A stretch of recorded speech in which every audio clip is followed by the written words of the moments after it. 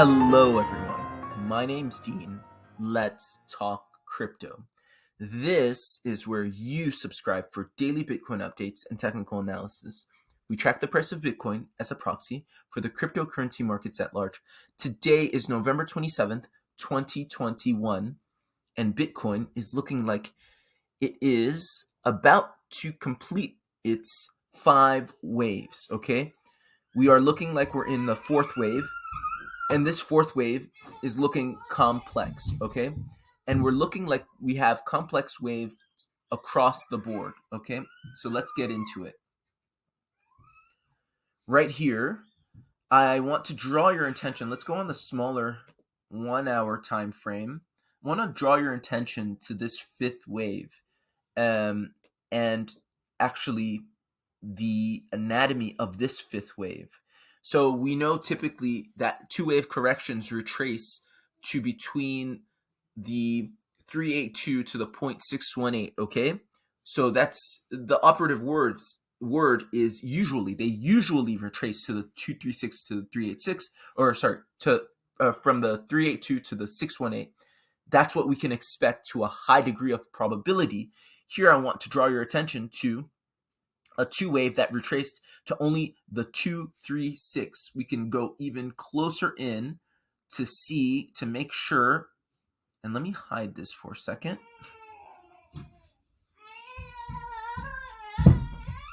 One second. Here we go. You have A, B, C, okay? And if you see that, if you take the top of C to the bottom here, you see that the retracement is just to the 236, okay? And it's typically stated in Elliott wave theory that the minimum retracement for a 2-wave is the 382. So we got a particularly small retracement. Just, when you're doing charting, when you're doing trading, keep in mind everything is, we're dealing in probabilities, not absolutes, okay? So if something happens that's not necessarily supposed to happen, it may just be a slim chance that that is meant to happen or that's possible, but it doesn't necessarily mean that it's invalid. So keep all possibilities on the table. Everything is probable, or everything's possible, not everything is probable, and that will open that'll keep you open, that'll keep you safe in a lot of ways. So here we have a retracement to 236 for the 2-wave, and then we come and we get this really, really, really exaggerated complex wave 4, right? And this 2-wave was super small, and it lasted only about 3 hours, about 2.5 hours, almost 3 hours, say, not even 3 hours. This complex 4th wave correction has thus far lasted 1 day and 2 hours. So that's just to show you, sometimes we can say that complex 4 waves will last twice or 3.5 times as long as the 2nd wave. But here we had an almost negligible wave 2 and an exaggerated complex 4th wave, okay? And then the last thing I want to show you about this complex 4th wave is that it is slanting a bit, just like our 4th waves should. So you see the W, X, Y kind of slanting in this direction, and it is respecting the 382 level.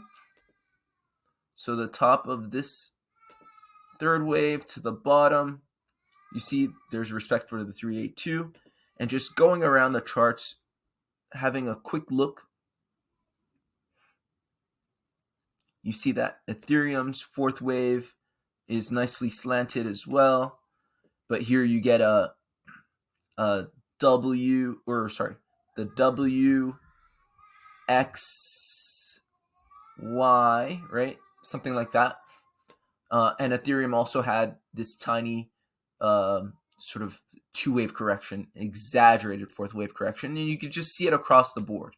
Wherever you go, polka dot, right? Tiny 2-wave correction over here. And then complex 4th wave correction, it's slanted in the direction of the correction, right? So I just bring this to your attention. because I feel like it's important to look at these things and study them to get a good idea as to what they look like. Because all we're doing is pattern analysis. And when you're looking at charts and you can recognize patterns, you know that this is not going to break out, right? But for people who may not necessarily be seasoned in charting, they see this, oh, is inverse head and shoulders, or this is a bullish breakout, right? Like, no, this is a fourth wave correction, okay?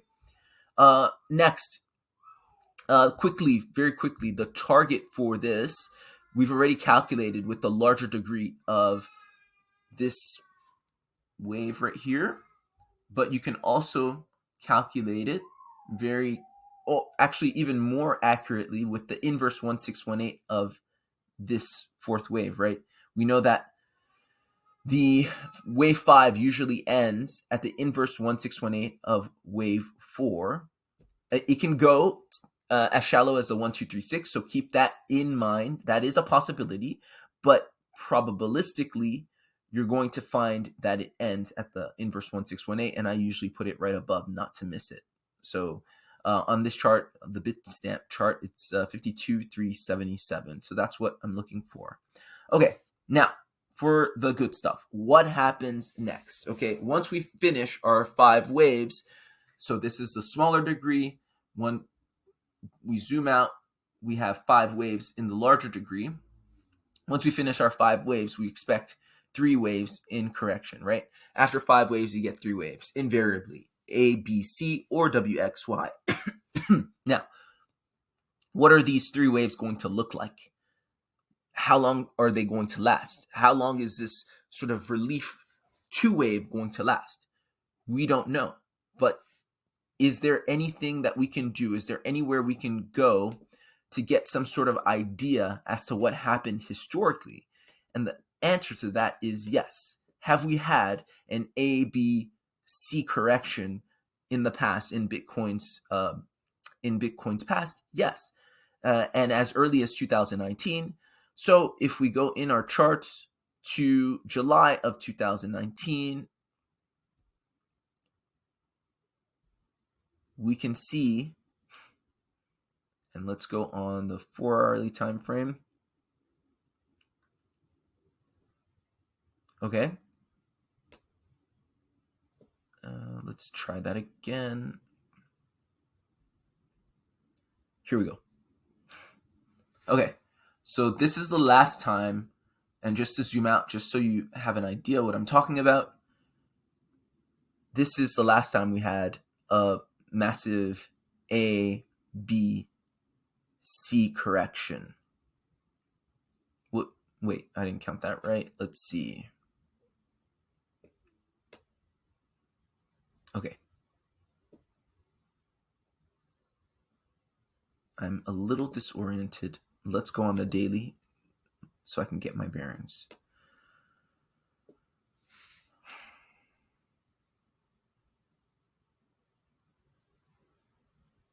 Okay, here we go. So this is the A, B, C correction, okay?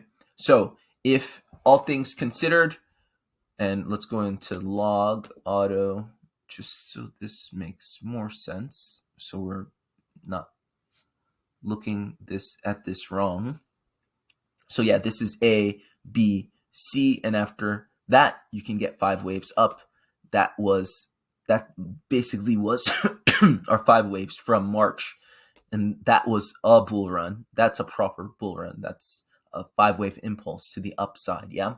So if we're in the beginning of a C wave, as we purport, then we should be able to draw clues from this area, July of 2019, right? We've already done the A, we had the B relief rally, right? Which was pretty much this whole year. Let's get off of log. And now we should get this should be a look back in time as to what we're presently doing. So we have A, B, which is pretty much just a pivot, and then the C wave begins, the larger C wave, okay? The C wave here begins the larger C wave. So what we get leading diagonal. So 5, 3, 5, 3, 5. Just look it up if you're not exactly sure. Sometimes impulsive waves can happen in triangles, and we call them diagonals. There's leading and ending diagonals. A leading diagonal is a 5, 3, 5, 3, 5. So that's 5 waves. An ending diagonal is a 3, 3, 3, 3, 3. Okay? So that's just stuff that you need to know if you want to be able to chart fluently. Yeah. So when you see this, you don't get too confused. So this is a 1 wave.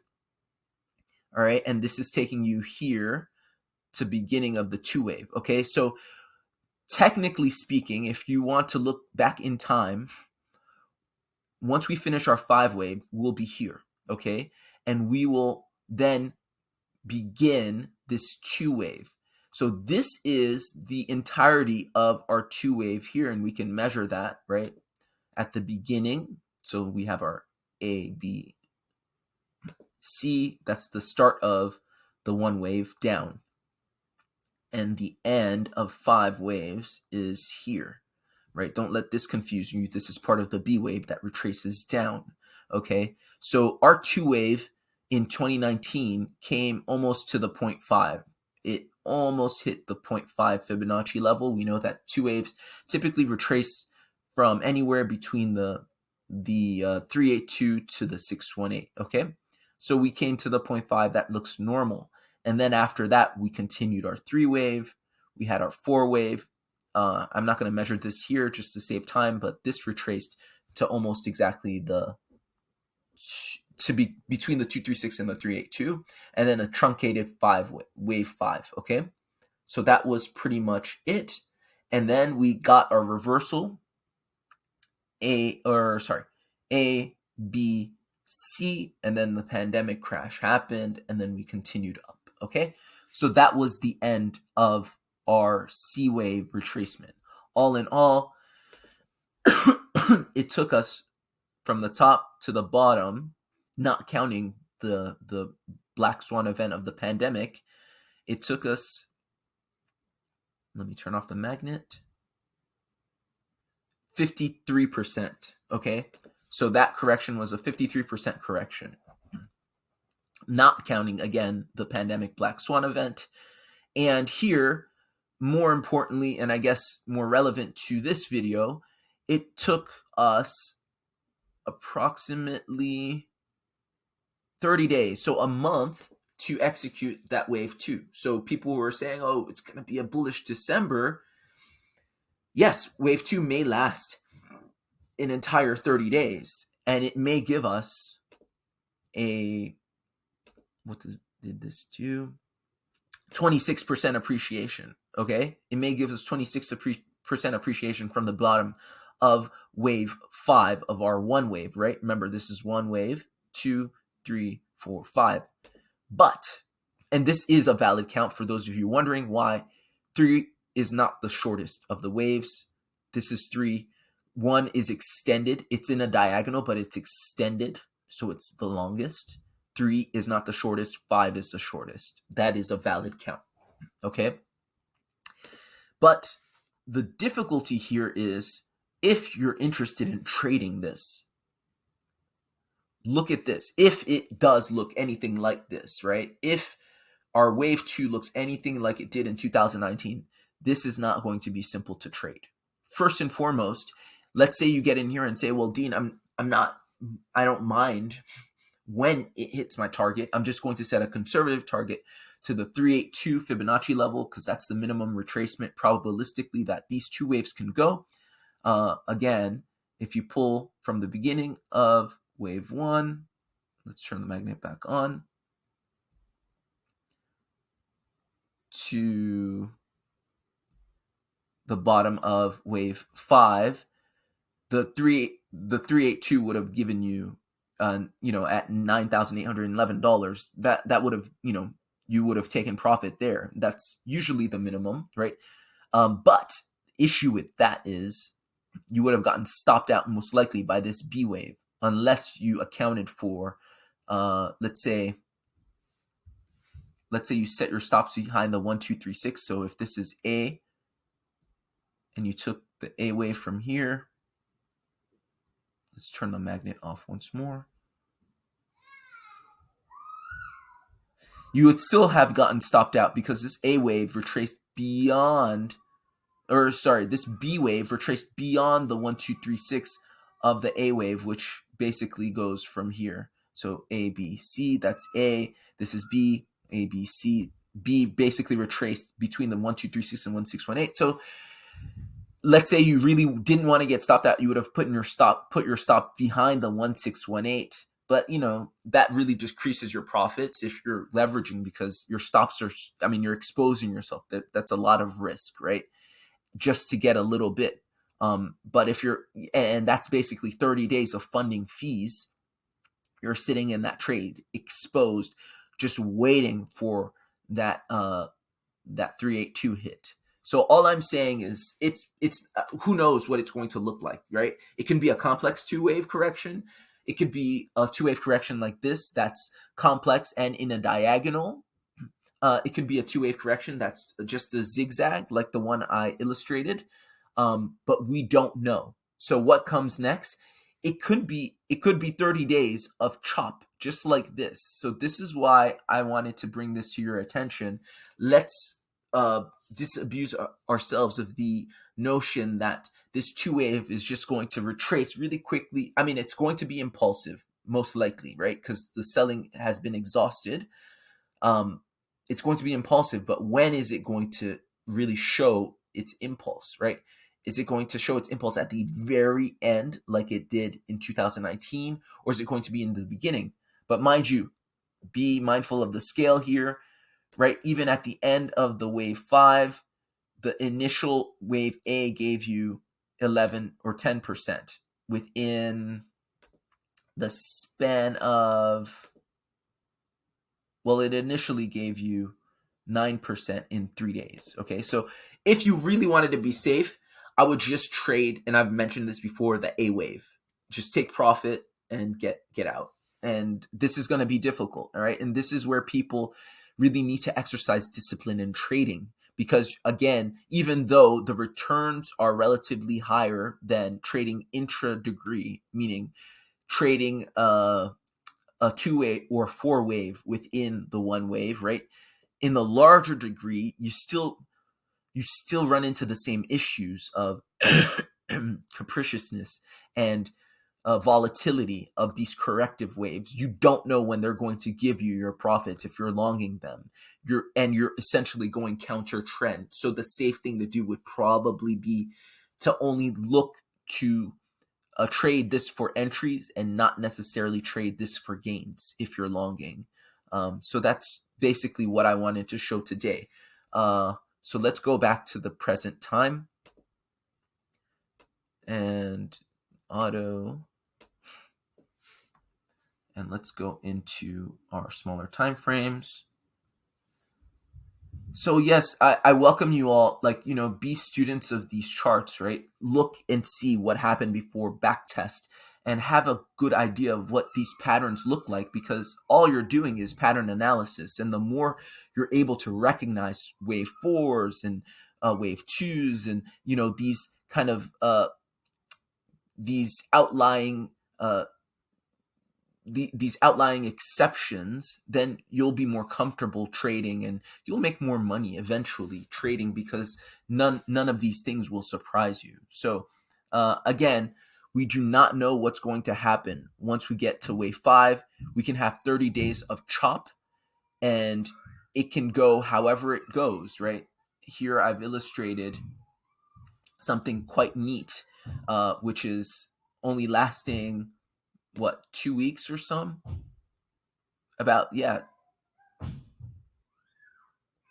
2 weeks or so of price action in a zigzag, and that's, I guess, the best case scenario, right?